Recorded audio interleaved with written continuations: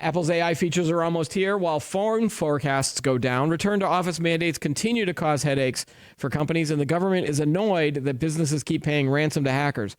We're going to talk about these stories and more on this week's Tech News Roundup on Today in Tech.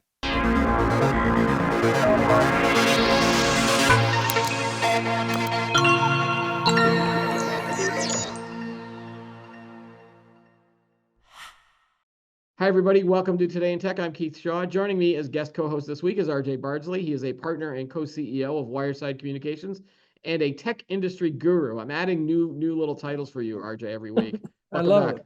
Yeah. And just as an FYI, if you've been looking for Chris, he's out. He's on paternity leave at some point. So congratulations, Chris. That's all we're going to say. So let's jump right into the stories this week, RJ. I think the biggest one that caught my eye was Apple. They've released. We are so close to finally seeing what Apple Intelligence is going to bring us. Now, obviously, they've also released this in beta, so there's been a lot of people that have been writing about it because they've seen the beta features.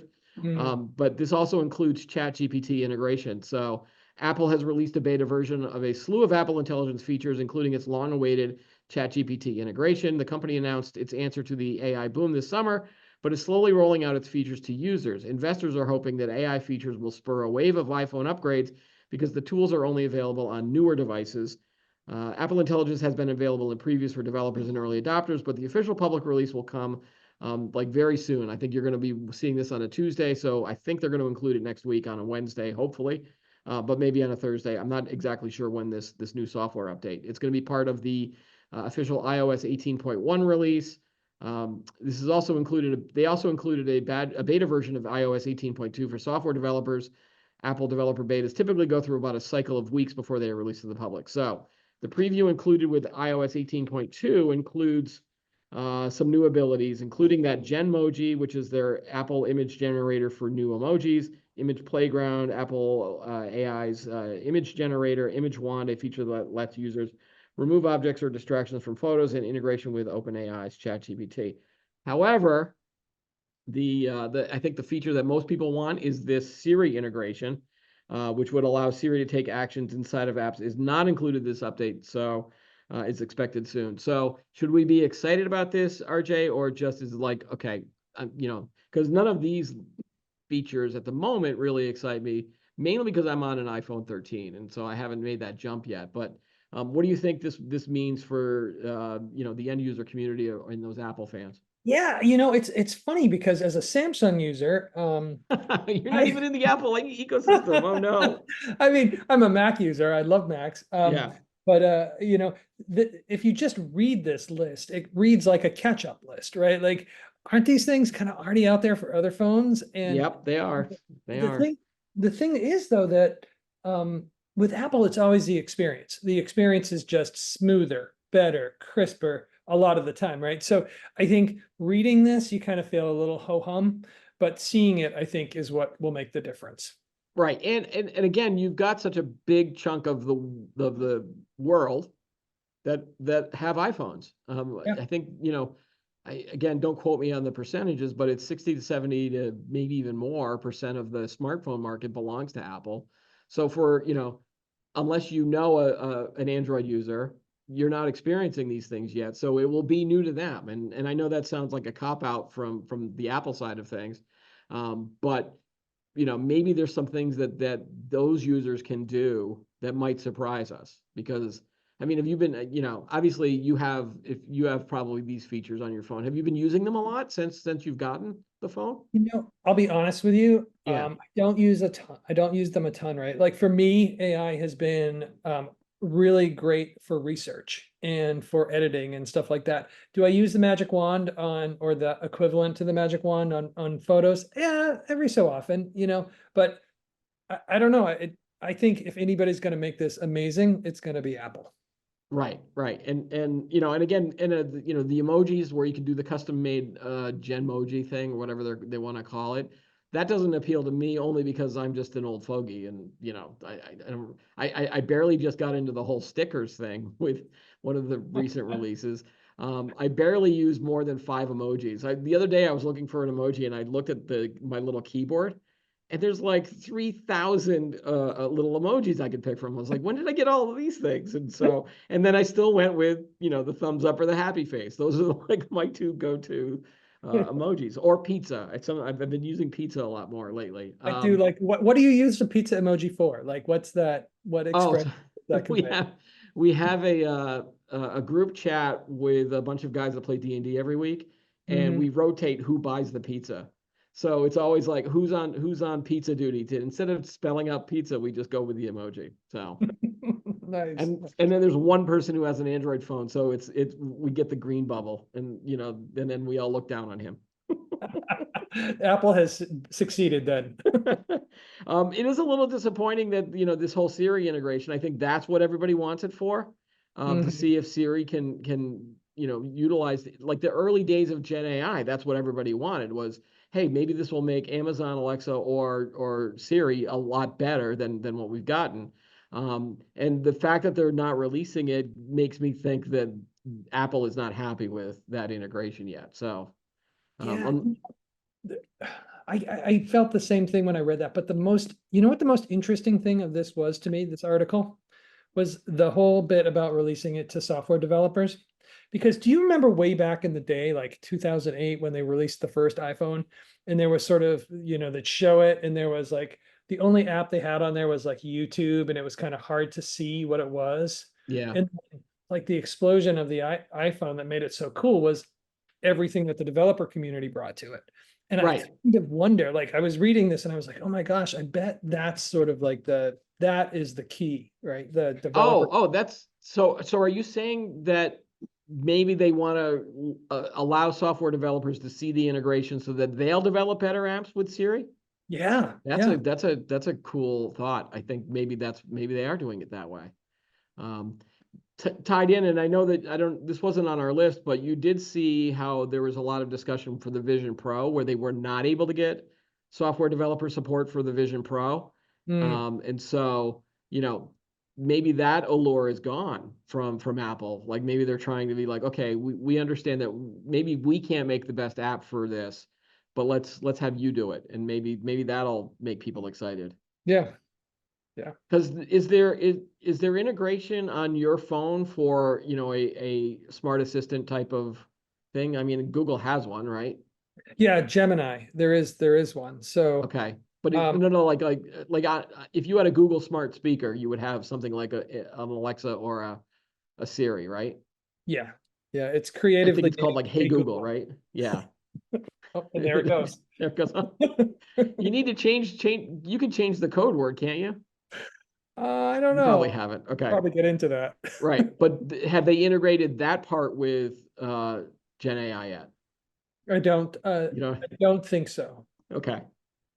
So like I think whatever company can do that so that instead of me yelling at my Alexa or my smart speaker, because they're too, maybe I'll get some answers now. And then the sky's the limit on what I want to ask, some of these assistants.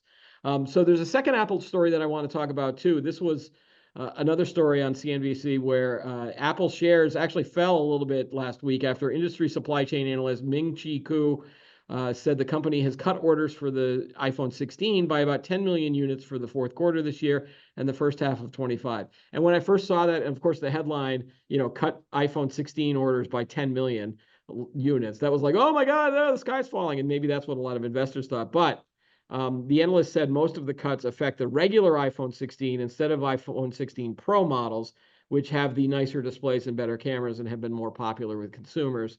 I think that Apple, the real hardcore fan people, go towards that Pro model versus Hmm. just regular. So, but I mean, a cut is a cut. So he's now forecasting that Apple partners will produce 80 million iPhones during the fourth quarter, down from about around 84 million last year. He estimates production of 45 million units during the first quarter of 2025 and 39 million units during the second quarter, down from 48 million and 41 million.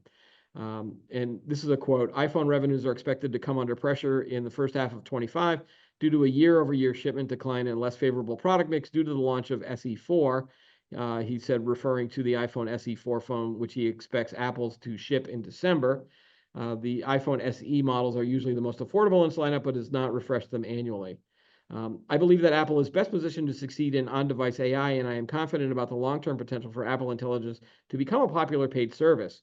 However, significant growth in iPhone shipments will likely further hardware innovation to accompany this AI development. So that last quote I wanted to ask you, when you're talking smartphones these days, I think we're all in a space where people are just updating their phones, their smartphones, whenever they feel like the old version is either battery life is a problem, or if they just feel like they need a new phone. It's not like you have to get one every year. There are certain people who do. I'm talking about, our Computer World editor who gets one every year. But Yeah. most people, are waiting in that 3 to 5 year cycle in order to get a new phone. Yeah, I I think I'm think at yeah, phones have gotten so good now that you don't need to refresh them. And they look so similar that if right. you refresh them, it's not like a fashion statement like it was in the early 20 teens Yeah. so. So my question for you, RJ, is what do you think is more important for a smartphone? Is it software innovation or is it hardware innovation at this point? I think at this point, I think we're at a place where the hardware is a little bit ahead of the software right now, to be honest. I'm not an engineer, so we Yeah. could probably argue this, but I feel like, and that's what you're seeing with all of this AI. And if we can get AI right, that's going to change what our device does for us, but it's probably not going to change the way the device looks. I think the folding screens are cool, but that's probably the biggest hardware innovation I've seen in a long time. Yeah. So if you saw a new phone that only had software innovation on it, like AI or some other, you'd be like, I don't know. And that's why I think maybe Apple pushes with the 16. They're like, yeah, we've got all of these AI things eventually. But then initially they were talking about that camera button and how cool that was and some of the light up. I couldn't get through that without laughing because, again, we're in that zone now where I don't think people are actually paying attention to any of the new features. It's almost like, well, it's like updating your clothes. Whenever I get a hole in this, then I buy a new hoodie. Maybe Yeah. that's where we're at with smartphones. And but I think that if there was some hardware innovation, like you said, with the folding screens or some other innovations going on out there, health monitoring, but that's more of a software. Well, if they put, okay, I realize I'm just talking to myself at this point. Oh, that's sensors, right? So I Yes, think if like if they that's if that they gray started area. putting, yeah, like LiDAR sensors or health monitoring sensors, those start appearing, then I'd be Mhm. like, oh, maybe I could do this if it benefits me as an end user.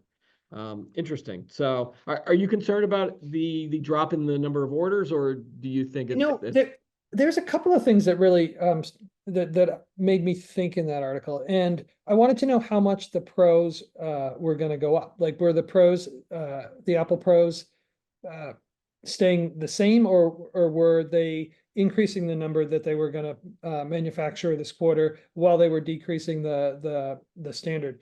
Because yeah, if they are, that to me says that they're kind of moving things up market a little bit, and that they're probably going to make that revenue back on a larger margin on the more expensive phone.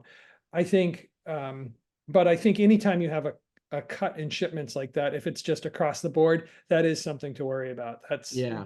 something that's shifting in their market. And especially as we get we're so close to the holiday shopping season. There's, some people are already started with a lot of holiday shopping things. So if you start And delaying anything more, until January or February, then you've missed a huge window for a lot of these end users, right? yeah, and the other thing that I didn't know, I mean, China's a huge market for them, and I know that they've been losing ground I believe that they've been losing ground in China. So I Hmm. wonder where geographically this cut is going to hit, if it's going to hit in the Western markets or in China. And I think that has a significant impact too. That's a really good point too. Yeah, yeah. Okay, let's move on to our next topic, which is there's a 3 or 4 stories around this return to office trend. I want to say that a lot of companies are doing these mandates. The latest wave was kicked off by Amazon a few weeks ago, where they demanded that everyone come back. Although I think they gave everybody a quarter to kind of get their mind in order. So the 3 stories that I want to talk about this week. First of all was 3M decided that they wanted their manager to return to the office 3 days a week.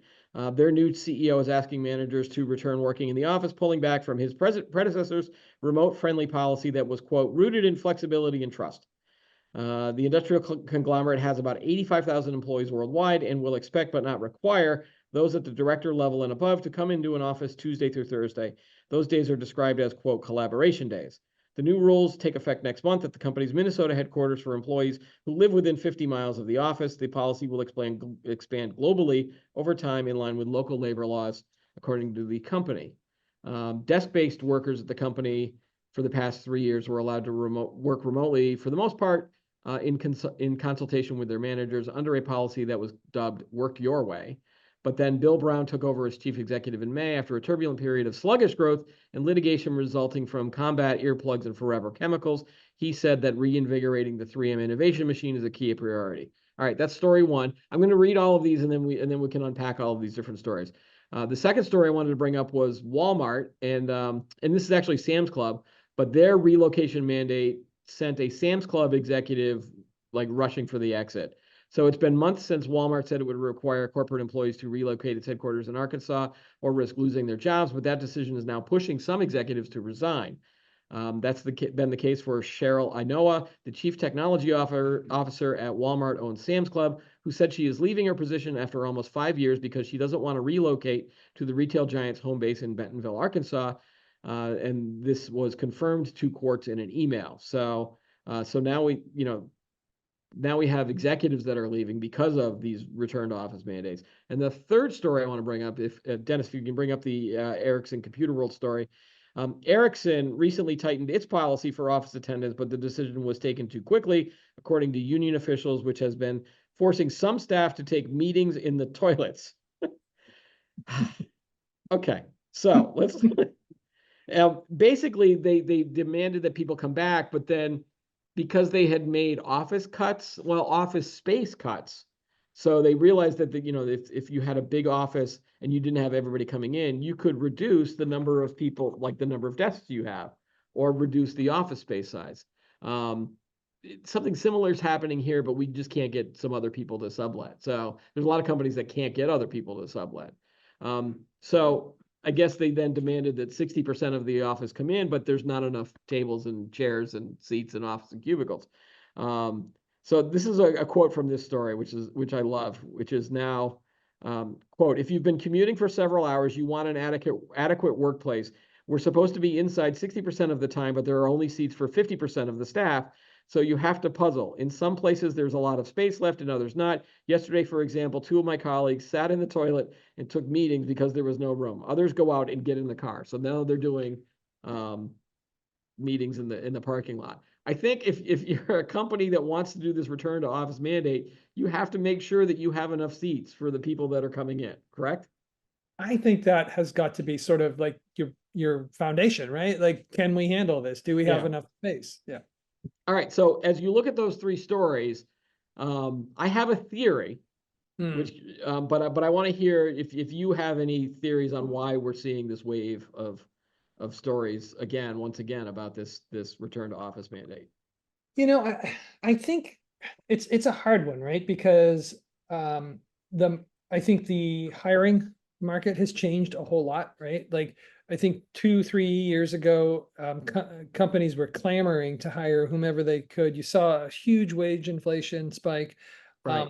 And I think one of the ways that they were trying to do that, A, get more access to more talent, but B, as sort of a perk for people, even though that's probably the wrong word, was to give them this flexibility. And I think now that the hiring market is totally different and they're not really at the mercy of new hires, then I think they're able to change their tune a little bit. Personally, as a co-CEO, I want people to work where they thrive. I think there's a lot to be said for collaboration and getting people involved and together, and that's why we have a couple of offices.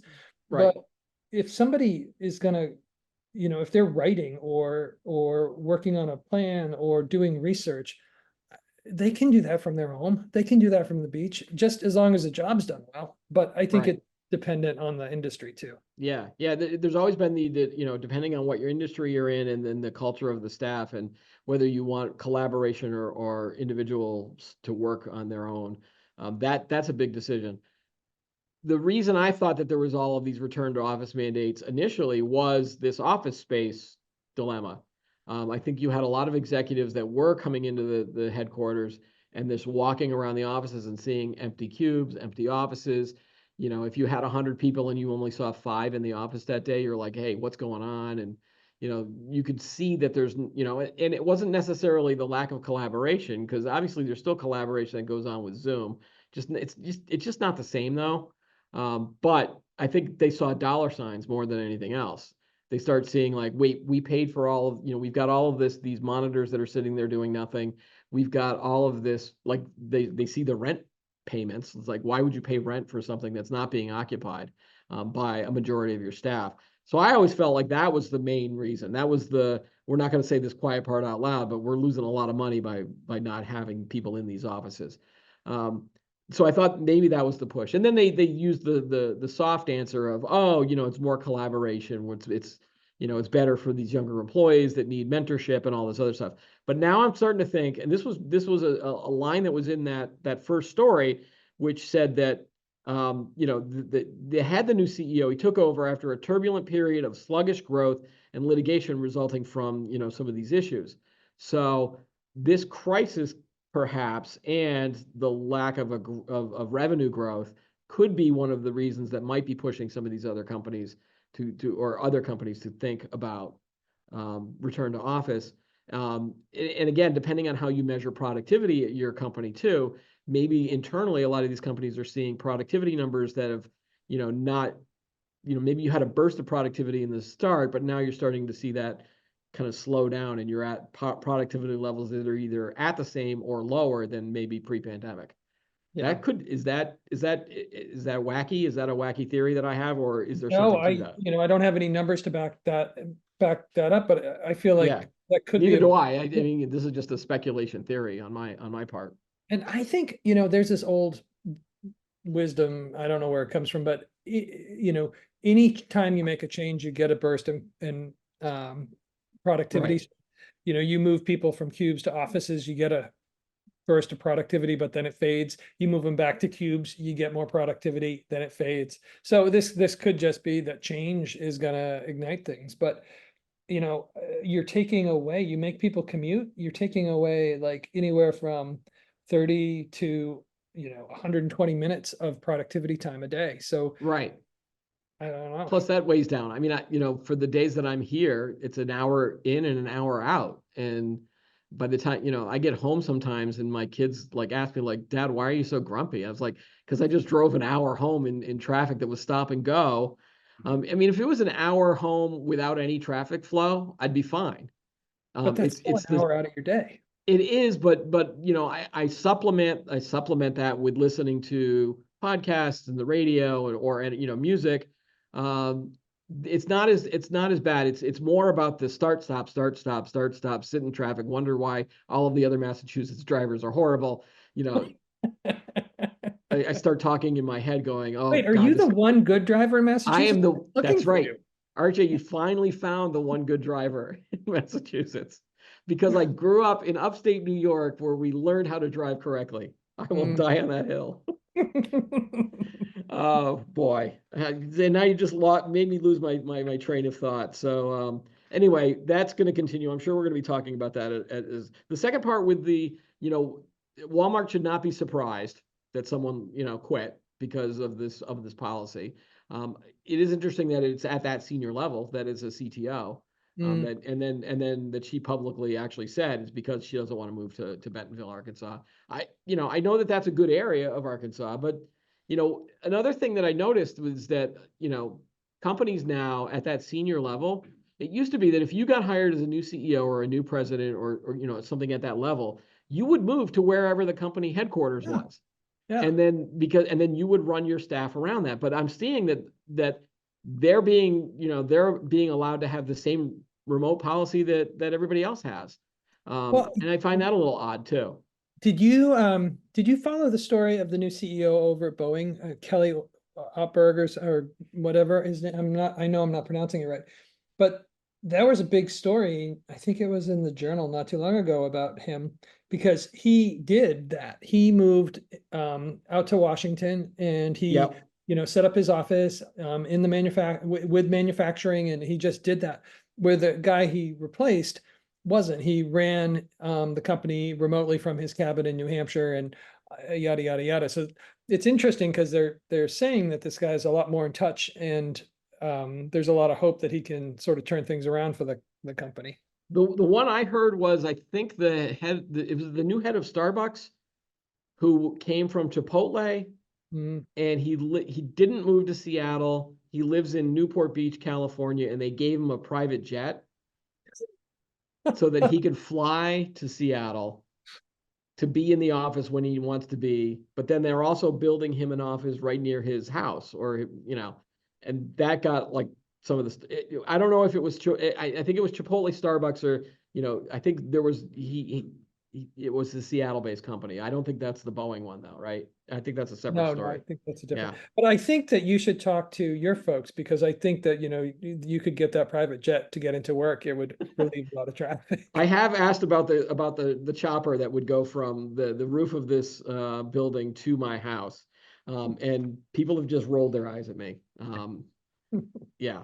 Well, there are some there are some innovative companies out there that are trying to do urban air transport.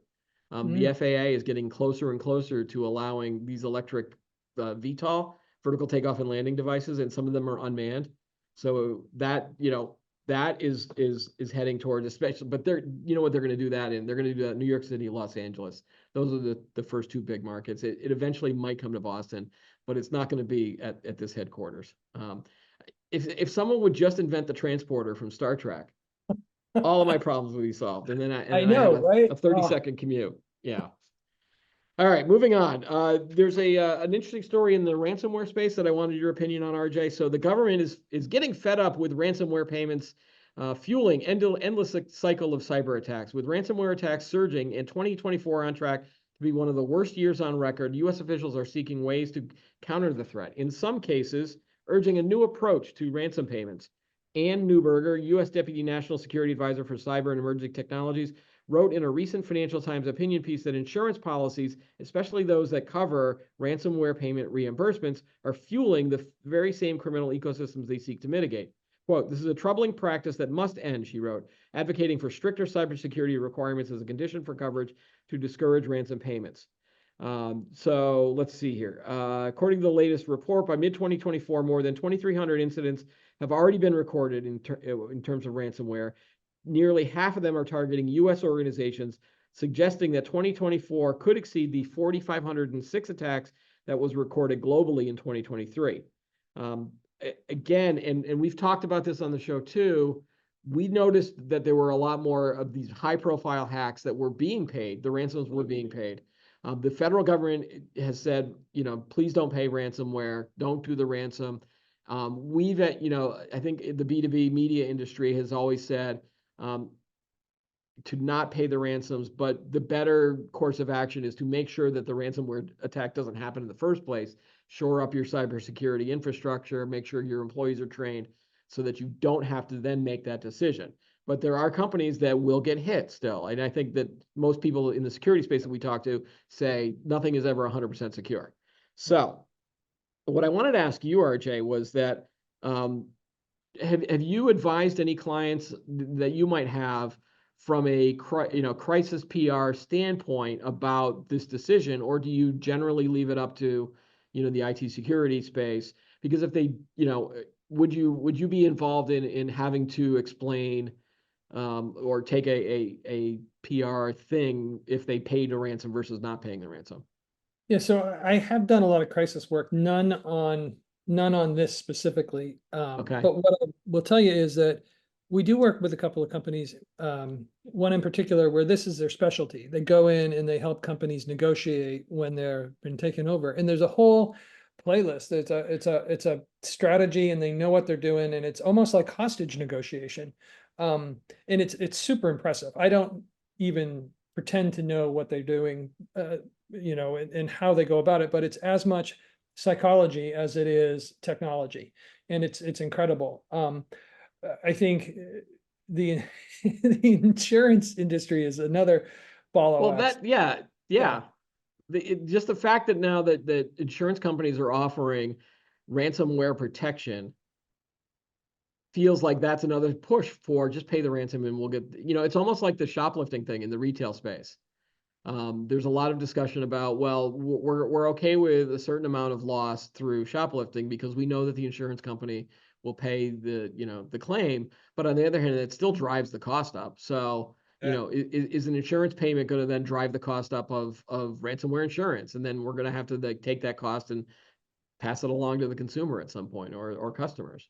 Yeah, I mean, this tells me that insurance for security, for cybersecurity is probably just in its nascent stage, because as it matures, I'm sure they're gonna get super good at, well, you didn't have this in place and you didn't have that, so we're not gonna Right, pay for you. I right. mean, look at what they're doing with flood victims now, so. Oh boy. I have to be careful because one of my cousins is in the insurance space and he does a lot of risk management stuff. So I'm sure that he would want to come on the show and say, no, we're not like that at all.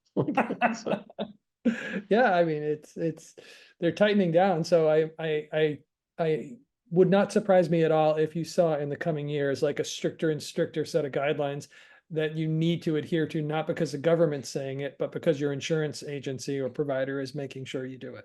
right. And if the government can't convince you and the tech media, like we can't convince you, maybe the insurance, industry would convince a lot of companies to increase the spending. And I'm sure that the lawsuits are probably also there too.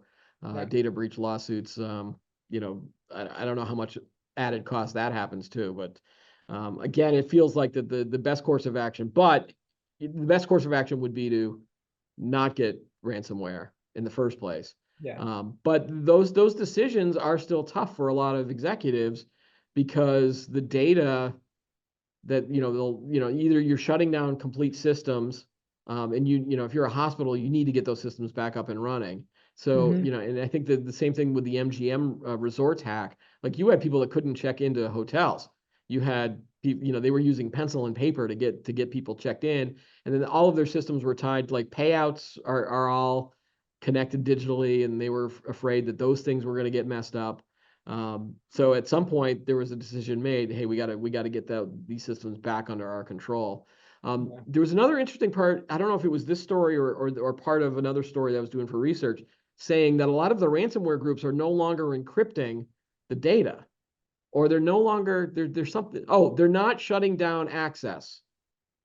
So the new approach is that they still allow you to access it, but the ransom now is it's almost like, we've stolen your data, we have not encrypted it, we are not controlling your systems. However, we've got the data, and so if you pay the ransom, we'll give you back the data, Mhm. or we'll send you what we have. But there's also nothing that says that they can't just copy it and still have it. Yeah, I, it's I, like, I guess the threat is that if you don't want anything, if you don't want anything bad to happen, to your data, where we release this data to the world, pay us the ransom. But that yeah. almost sounds like an old time protection scheme, Oh, it back totally does. Like they're back in gonna the keep the day. negatives, right? The negatives and the dirty pictures that they took, and then Right, they're gonna, yeah. right.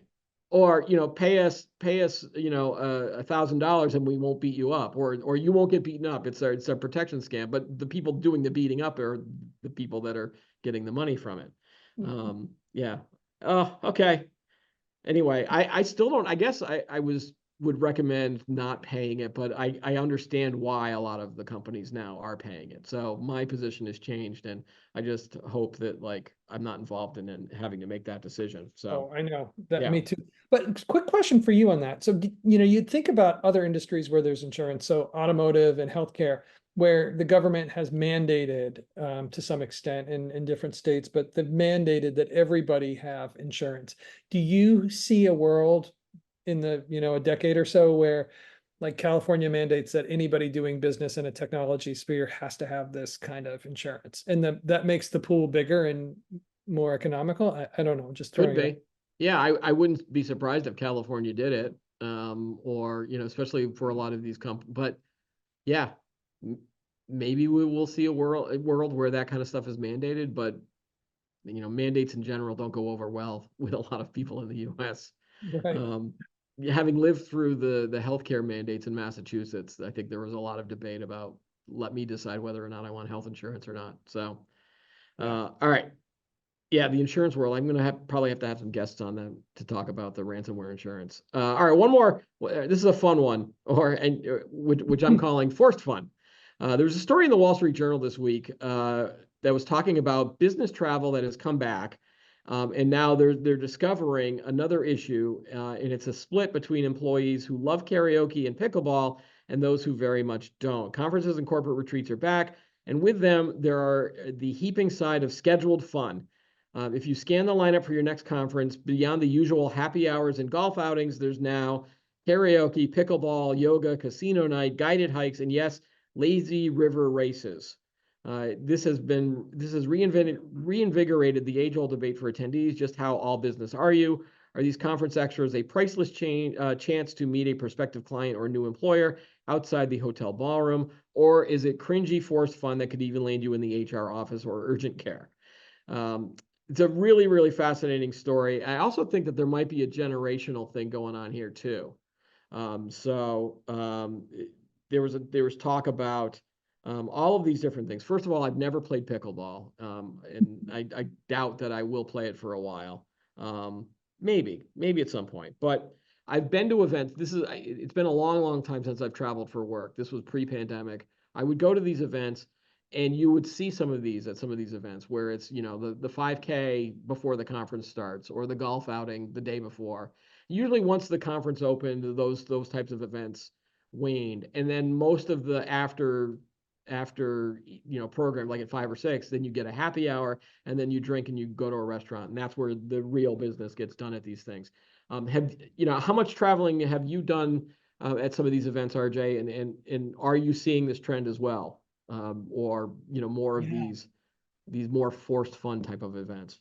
Yeah, and I think this is coming out of sort of what they call the experience generation, right? When you look at younger millennials and Gen Z, and well, maybe even older millennials, but really there's been a focus on spending money on experience. And I think you're just seeing that translate over into the workspace. So when we all get together, yeah, we have to go through, a whole bunch of business stuff, but let's create an experience where we can have people bond and that sort of thing. And this just boils down to whether you're into that or you're not. And some of these I've seen really good. We did one in North Carolina in West Virginia one year, and then we did one in Cape Cod, and they were good. They were small scale, but they were good. We had great events and stuff. And I've seen them where they're kind of like cringy and yeah. Like this is different from a corporate work outing. Like we're not talking about corporate retreats where you bring everybody from the same company in and try to do something that's fun. This is more of a, hey, I'm at like let's just say it's NAB, for example, the broadcasting event. So you've got multiple companies that are at these things. And I think we used to do a lot of these things at demo when we did the demo events. There would be one night where they had a demo party and there were people that were trying to do karaoke at that thing. And most people ignored the karaoke and just went to the bar. I think, again, it's a generational thing. Like baby boomers and Gen Xers were just like, just get me to the alcohol and we're happy there. Or if you're in Vegas, you do a nice dinner somewhere. And if you could find people that like to gamble, you would do a little of a gambling thing. The best one that I ever went to would be an event at Disney. Whenever they would do an event in Orlando or Disney, sometimes the event organizer would have hey, we've closed down the park except for our group.